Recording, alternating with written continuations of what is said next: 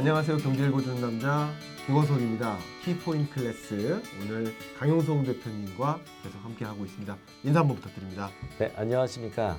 대한민국 인공지능 1위 기업 와이즈너스 대표를 맡고 있는 강용석입니다. 반갑습니다. 네, 나와주셔서 너무 감사합니다. 정말 반갑습니다. 바쁘시고요.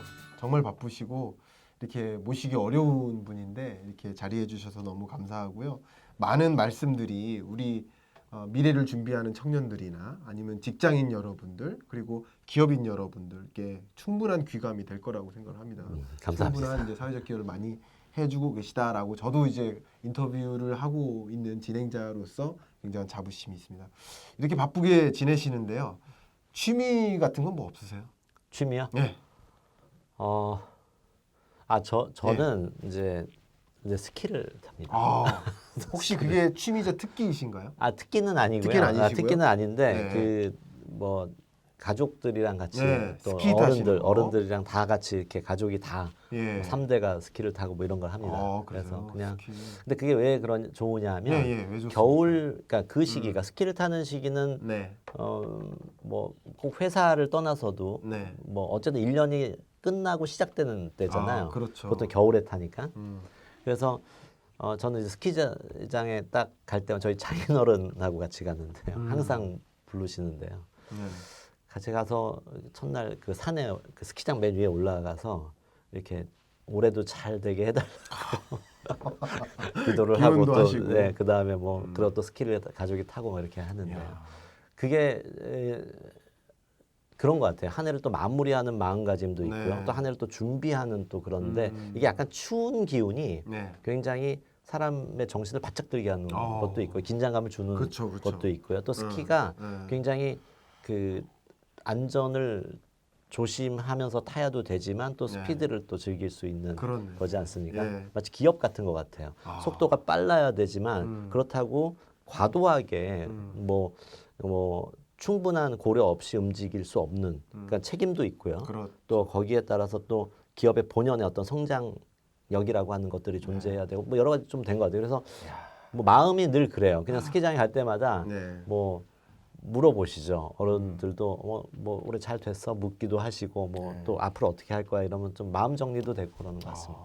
제가 한번 그 소설가 김훈 선생님하고 어떤 말씀을 들어볼 기회가 있었는데 정말 한마디 한마디가 막 전율이 돋아 정말 다 시적이고 엄청나세요. 근데 오늘 대표님과 대화를 나눠보는데 어떻게 스키라는 하나의 이야기를 가지고 CEO 관점에서 이렇게 설명을 해주실까? 그게 정말 네. 대단하십니다. 근데 저 알고 있는 사람들은 대부분 압니다. 그러세요? 뭐 이렇게 스키를 뭐 겨울이 되면은 이렇게 가족들하고 왔다 갔다 뭐 타러 가고 하는 것들은 대부분 알고 있습니다. 네. 정말 대단하십니다. 자, 어쨌든 그 좋은 회사의 대표님이시자 좋은 남편이자 아빠였는데 또 하나 추가됐죠. 좋은 사위였다는 것까지 추가하면서 본격적으로 시작을 하도록 하겠습니다. 자, 이제 가장 중요한 엑기스인데요. 와이즈넛이 지금까지 걸어왔던 길. 이제 코로나19 사태도 있지만 어쨌든 챗봇이라는 것이 활용될 수 있는 여러 영역들이 있습니다. 그죠? 네. 그런 여러 영역들 뭐 유통산업이 됐든 금융산업이 됐든 여러 영역들에 걸쳐서 와이즈넛의 솔루션을 도입한 사례들 좀 그런 퍼포먼스들 그런 거 좀 소개해 주시면 대단히 도움이 될 것 같습니다. 사실은 저희가 앞에서 뭐 앞에 1편, 2편에서도 이야기를 했지만 저희 회사는 뭐 챗봇 기업이고요. 하지만 이 챗봇 기업, 챗봇을 뭐 기술을 확보하고 제품을 만들어 판매하기 이전의 배경은 뭐 검색부터 시작을 한 회사입니다. 이 두 개의 기술은 저변에는 언어 처리 기술이라고 하는 것들이 그 근간을 이루고 있기 때문에 기술의 그 저변은 같은 일맥 상통하고 있는 부분이, 그러니까 같은 맥이 통하고 있는 부분이 있습니다. 그래서 저희 회사가 주로 했던 부분은 정보를 사용자들에게 찾기 쉽게 해주는 역할들을 해줬던 거죠. 그래서 저희 회사 적용 분야의 상당수는 쇼핑 분야. 그러니까 검색 분야에서는 압도적으로 쇼핑 분야나 그 다음에 공공 분야에서도 공공 데이터를 제공해주는 찾기 쉽도록 해주는 분야의 역할 뭐 이런 쪽에 아주 많이 적용이 됐습니다. 그래서 검색은 뭐 공공 분야, 금융 분야, 그 다음에 뭐 이런 뭐 유통 분야, 네. 뭐 온라인 커머스 분야 정말 망라해서 막 적용이 되고 있는 뭐 케이스들이고요. 뭐 거의 선구자시니까요. 네, 그리고 뭐 통계청도 그렇죠. 맞죠? 통계청 네. 저희가 하고 통계 포털. 통계 포털 제가 검색이 다 어떻게 일주일에 한 10번은 들어가는 게 굉장히 통계 네, 포털이니까 감사한 저는 유저시고요. 이미 유저인 거죠. 네. 그리고 네. 법률 분야, 네. 뭐 로펌에 굉장히 네. 우리나라에서 아실만한 로펌들은 네. 다 저희 검색 엔진들을 쓰고 계십니다. 그러시구나. 그래서 뭐 정말 검색은 전 분야에 쓸 수밖에 없어요. 그럼요. 네, 네, 그래서 네. 그렇게 쓰이고 있고요.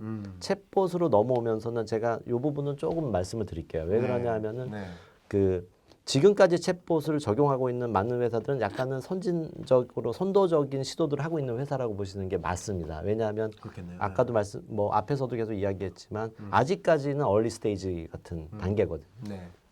근데 저희 회사 참 재밌는 게 보통 회사들이 특정 레퍼런스에 몰리는 경향이 있는데 네. 왜냐하면 여기서 했던 모델을 다른 데로 계속 적용하니까. 아, 그렇게. 근데 대부분 해당 예를 들어 금융사업에서 예를 들자면은 어떤 은행이 이걸 도입했으면 우리도 이걸 도입해야 네, 그래야 이렇게. 되는데 네. 사실은 이 챗봇 영역은 마치 좀 지켜보고 있는 것들이 좀 있어요. 아, 네, 네. 저기가 그렇게 되고 있구나 이런 걸 좀 지켜보는 경향이 있습니다. 네. 그래서 챗봇 분야로 좀 좁혀서 말씀을 드리면은 네, 네. 저희가 적용되고 있는데 뭐 신한은행에 네. 지금 그 신한은행의 챗봇을 저희가 서비스를 하고 있습니다. 네. 그래서 뭐 워낙 유명한 광고로 네.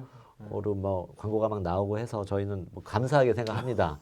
그리고 어디 가서도 이제 저기에 솔 앱의 그 챗봇이 저희입니다. 오로라 네. 챗봇이 저희입니다라고 이야기를 하고 있고요. 네. 그리고 금융 분야는 그렇게 뭐 신한은행이나 뭐 광주은행 뭐 이런 곳들에 지금 적용을 해서 저희가 네. 하고 있고요. 뭐 유통 분야라고 해야 되나요? 저희가 대한통운 쪽에서도 네. 이제 그 실제로 이제 요새 택배가 이슈잖아요. 코로나 네. 이슈로. 예. 근데 이제 택배 업무를 이제 하는 과정 중에서 네. 뭐 이제 본사랑 커뮤니케이션 하거나 이럴 때 전화로 네. 안 합니다. 지금 대한통운은 다 챗봇으로 네. 뭐 위치 파악하고 전달 그러니까 번호 물류 체크하고 기사님 입장에서 직접 다 합니다. 물류 기사님이 네. 회사와 소통할 때 할 때도 챗봇을 쓰고요. 이용한다는 네, 거죠. 챗봇을 쓰고요. 또 네. 그다음에 사용자가 이제 언제 물건 도착하나요라고 이렇게 네. 문자로 물어보거나 하는데 이게 다 챗봇으로 그 기사님이 답변해 주는 게 아니고 예. 챗봇이 답변해 네, 주는 콜센터로 문의를 하게 되는데 네. 그게 챗봇이 답변해 주는 형태입니다. 네. 그래서 대한통운이 그 분야에서는 정말 선진적으로 했어요. 거죠. 아, 그러네. 네. 예. 그때도 이제 저희 IBM하고 경쟁을 했었던 그렇습니다. 케이스입니다. 여러분 축하 한번. 그리고 와이즈넛이 없었으면 IBM이 이거 마켓 시어 차지한 거였어요. 맞습니다. 이거 맞습니다. 우리 정말 와이즈넛만이 아니고도 우리 네. 이런 혁신적인 기업들을 열심히 응원해야 네. 됩니다. 정말. 그리고 뭐 저희가 최근 이제 서울톱, 음. 다산 콜센터 네네. 챗봇, 그리고 경기도청의 이제 세정봇, 네. 세정 업무 관련해 가지고 네. 질의응답 해주는 챗봇. 네. 뭐 세무 분야는 또 그렇고 제가 이번에 또 서울시 이제 이텍스 쪽 관련돼서 네. 서울봇 이후에 이제 또 챗봇 사업을 또 LG CNS하고 같이 네. 시작을 하고 있고요. 네. 여러 가지가 지금 또 농협중앙회 네. 이제 이번에 사내 업무 이 부분이 참 중요한 것 같아요. 네. 이게 콜센터만 자꾸 연상을 하시는데요. 네네. 사실은 그런 분야는 지금은 너무 기본인 거잖아요. 네, 왜냐하면 네. 콜센터의 업무 혁신들의 이슈들이 많은데 그렇죠. 이제는 슬슬 내부 업무 쪽에 챗봇이 효과적일 거라고 하는 얘기들이 많아요. 네. 뭐냐면은 사실은 회사 출근해서요. 네. 뭐 예를 김 대리가 있고 네. 뭐 박 기사가 있다고 네, 쳐보면 네, 김 네. 대리가 출근해서 네. 뭐 인사팀의 김 과장 아니면 R&D의 뭐 네. 김 과장님한테 묻거나 이 팀장님한테 그거 다 완료됐나요? 자료 보내주시면 저 그거 다 뭐 결과 받아서 네. 보고서 써서 제출해야 됩니다라고 이런 얘기 하잖아요.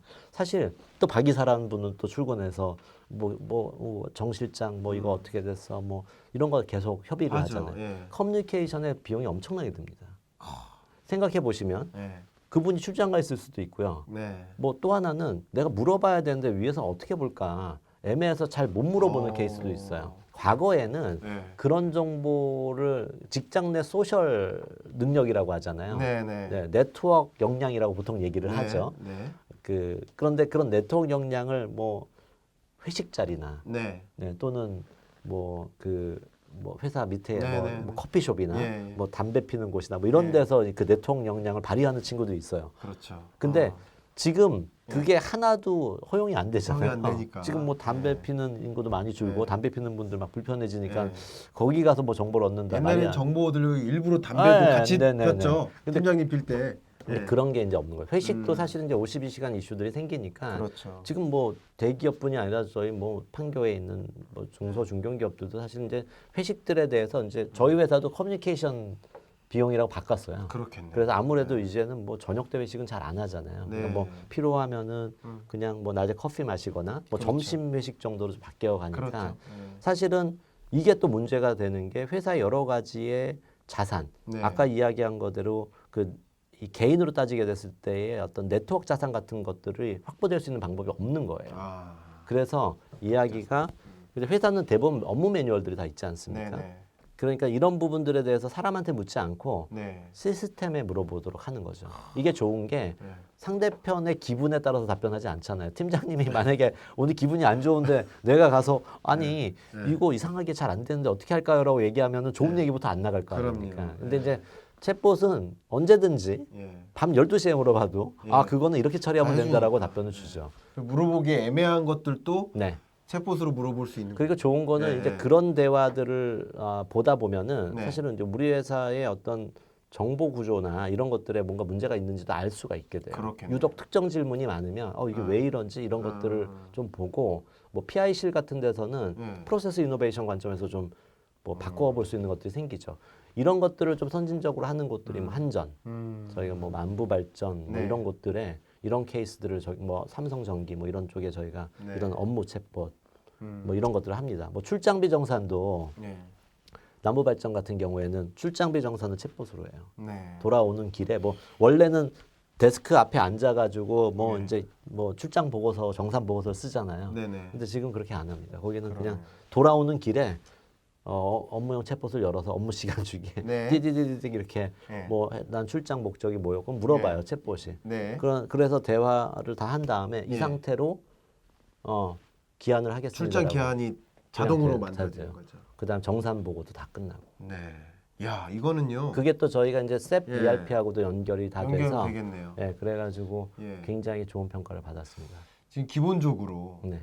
코로나19 사태로 인해서 재택근무라는 것을 다 경험했어요. 네. 강제든 맞습니다. 반강제든. 맞습니다. 그렇기 때문에 한번 해보니까 이것도 효율적이라고 느끼시는 거예요. 맞습니다. 회사들도. 맞습니다. 그러면 이제 재택근무가 하나의 유연근무 시스템인데 맞습니다. 유연근무 시스템을 확대해 나가는데 지금 이 챗봇 솔루션 굉장히 필요하겠다는 생각을 또 하고요. 지금 사실은 네. 좀 저도 대화 중에 네. 좋은 포인트가 네. 또 보인 것 같아요. 왜 네. 그러냐면은 예. 유연근무제를 할 때 제일 문제가 코어 타임제라는 걸 정하잖아요. 근데 네. 왜 코어 타임을 정할까라고 생각해 보면 예. 최소한 그 시간만큼은 우리가 같이 뭐를 논의해야 돼라는 거잖아요. 그렇죠. 그러니까 정보가 모여야 되는 시간이 있다는 의미이기도 그렇죠. 하거든요. 그렇죠. 예. 근데 이 정보를 모으는 거를 물리적으로 사람들을 모아서 처리를 안 하고 네. 시스템으로 모이게 하게 되면은 그렇네. 그거는 시간을 벗어나서도 가능해질 수 있다고 봐요. 왜냐하면 그 데이터가 쌓여 있을 거잖아요. 네. 그러니까 꼭 모이지 않아도 네.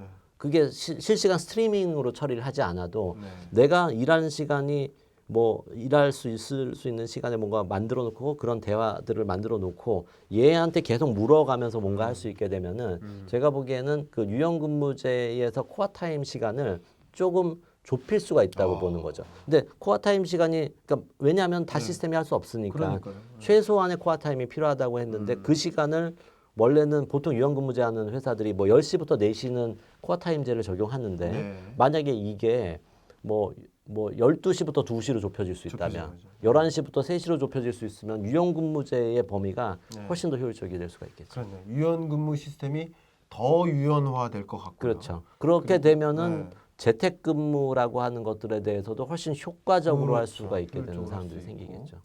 이거는 그리고 정부에서 추진하는 뭐 시간 선택제 근로자들 그렇죠. 이런 제도를 도입하면 맞습니다. 52시간 근무제 정부 입장에서도 이런 거는 필요하는 그런 기술 기반인 것 같네요. 맞습니다. 그리고 또 하나는 자꾸 뭐 이런 이 커뮤니케이션 기술들이 자꾸 지능화되면은 아까 네. 이야기하신 것처럼 몇몇 분들이 뭐 잡이 없어지거나 하는 이야기들이 네. 되지 않습니까? 예. 그런데 사실 트랜스퍼 됐다고 이야기를 하시면은 기존에 있던 분들의 이야기는 내 잡은 어디로 갔느냐라고 이야기를 하시는데 사실은 이런 업무를 어시스트 해줄 수 있는 시스템들이 많아지게 되면 이분들이 새로운 업무에 가도 이런 시스템들이 어시스트를 해주기 시작하게 되면은 네. 이분들이 새로운 잡에서 적응하기가 쉽게 될 수 있는 부분들이 있는 거죠. 그렇죠. 그러니까 마치 이런 겁니다. 저는 그렇게 비유를 하는데요. 네, 가정에서 주부님들, 뭐 주부라고 딱 표현할 수는 없지만 주부님들이 계시면 빨래도 해야 되고 청소도 해야 되는데 네네. 청소기와 로봇 청소기와 그렇죠. 세탁기가 일을 대신해 줘요. 많이 상당 부분. 맞습니다. 그러면 다른 부가가치, 아이들과 놀아준다든가 가정을 행복하게 한다든가 맞습니다. 다른 더 부가가치, 밸류가 더 높은 부분에 더 투자를 할 수 있는 거거든요. 그러니까 우리나라의 2세들이 아주 똑똑한 2세들이 지금 많이 나오고 있지 않습니까?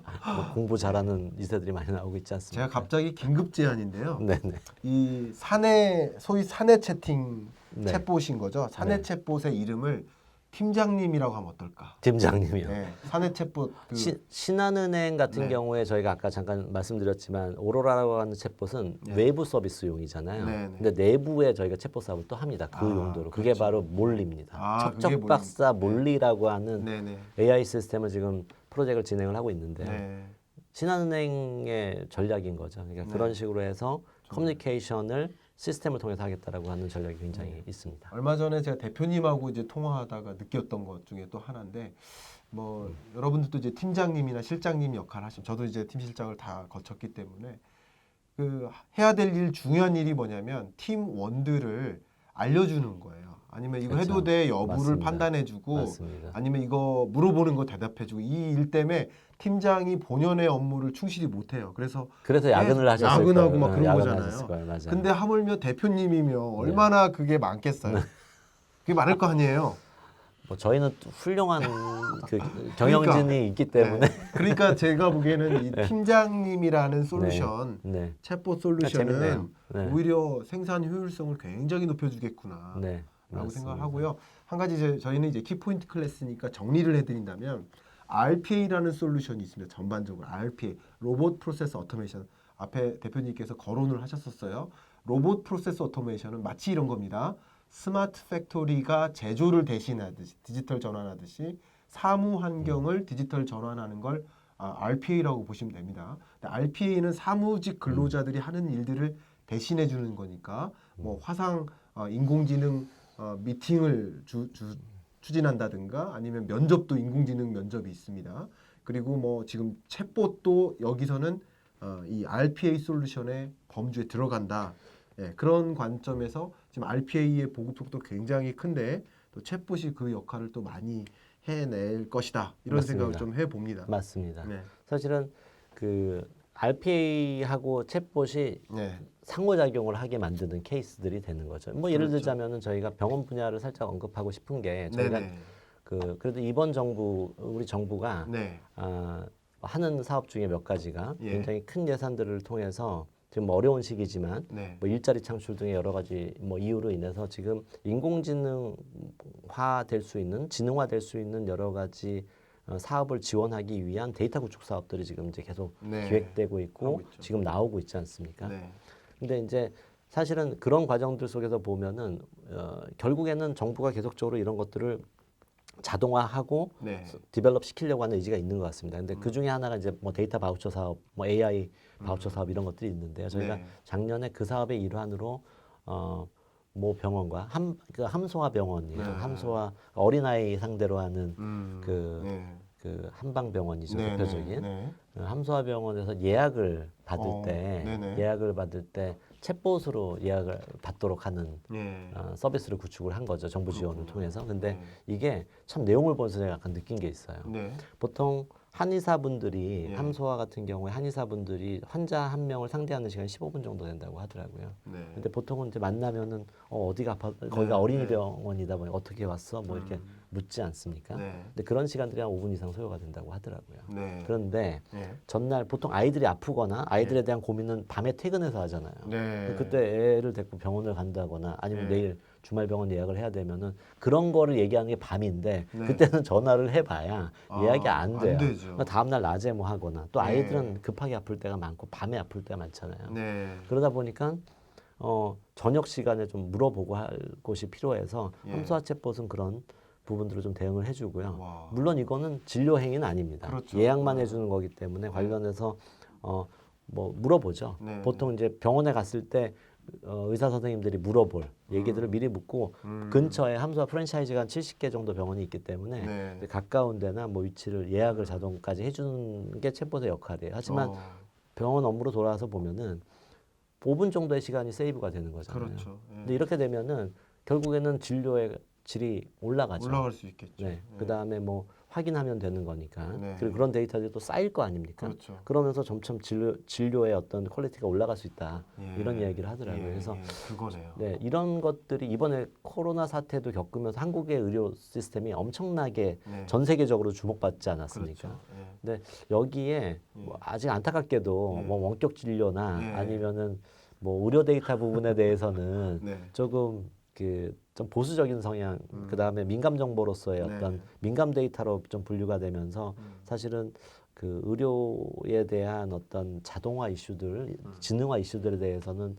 아직까지 갈 길이 좀 많은 게 현실인데요. 네. 뭐 이런 부분들에 대해서 좀 적극적으로 좀 발전이 될 수 있는 계기가 코로나를 통해서 네. 오히려 더 선진국으로 우리가 갈 수 있는 계기가 되면 좋지 않을까 이런 생각 좀 해봅니다. 정말 풍성한 말씀 많이 해주셨는데 특히 마지막에 이런 정책 제안 같은 것들도 네, 네, 네.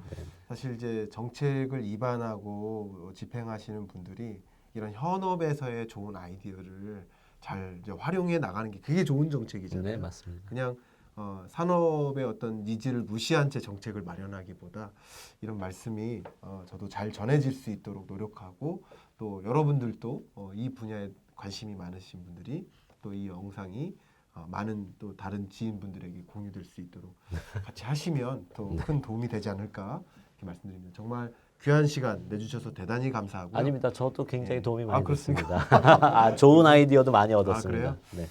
마지막 이 공식적인 질문입니다. 네. 지금까지 엄청나게 빠른 속도로 달려오셨는데 네. 앞으로의 어떤 목표, 앞으로의 어떤 생각하고 계시는 계획, 어떤 고울 뭐 이런 네. 게 있으시다면 네네. 끝으로 어떤 목표가 있으신지 좀 여쭙고 싶습니다. 앞에서 제가 한번 말씀을 드렸지만 트랜스포메이션이라는 디지털 트랜스포메이션이란 말은 충분하지 않다고 제가 말씀을 드리지 네. 않았습니까? 결국에는 앞으로 굉장히 많은 분야들은 네, 급속도로 지능화되고 인텔리전스화 될 거라고 저는 믿고 있습니다. 네, 네, 마치 과거에 없었던 IT 기업들이 막 생겨난 것처럼 네. 이제는 AIT 같은 네. 인공지능 IT 기업이라고 이야기를 해야 될지 모르겠는데요. 네. 이제는 다음으로의 시프트. 그래서 결국에는 뭐 소프트웨어 기업에 대한 정의가 인공지능 기술을 기반으로 한 회사들이 될 거라고 믿고 있고요. 근데 그렇게 보면은 지금까지 저희가 하고 있었던 영역은 여전히 실험적이고 여전히 진보적이고 여전히 약간은 좀 앞서 달려가는 쪽의 역할을 했지만 이게 일반화되는 시장이 열릴 거라고 좀 보고 있고요. 저희가 보는 시장은 바로 그렇게 이런 용어가 AI라는 말 자체가 굉장히 일반화되는 네. 그런 단계 속에서 저희가 시장을 주도할 수 있는 회사로 성장하는 게 저희 목표입니다. 그래서 뭐 어떤 숫자의 목표 아니면은 뭐 제품을 뭐 몇 가지를 더 만들겠다는 목표보다는 거의 전방위적으로 회사를 키울 수 있지 않을까가 제가 갖고 있는 뭐 지금의 믿음입니다. 네. 너무 감사하고요. 그 믿음, 그 목표 꼭 이뤄주시길 바라고 IBM을 이상으로 가져가는 그 유니콘 기업으로 세계에서 와이즈너스의 이름이 계속 들릴 수 있도록 하는 그런 역할 계속 해주시길 정말 제가 바라고요. 네, 말씀하시는 감사합니다. 중에 어떤 아이디어가 떠올랐냐면 DT, 디지털 트랜스포메이션보다는 인텔리전트 트랜스포메이션 요거 어떨까 제안해드리면서 이만 마무리하도록 하겠습니다. 감사합니다. 감사합니다. 네.